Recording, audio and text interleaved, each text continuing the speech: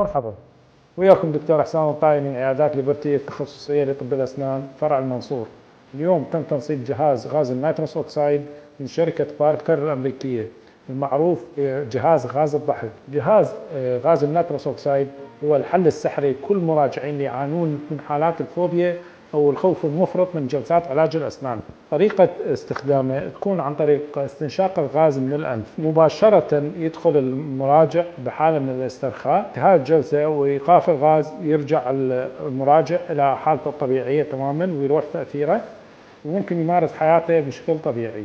جهاز الباركر مفيد آمن وفعال. نشكر شركة الشرع الوكيل الحصري لشركة باركر الأمريكية على توفير الأجهزة الحديثة وكل ما هو متطور على مستوى العالم.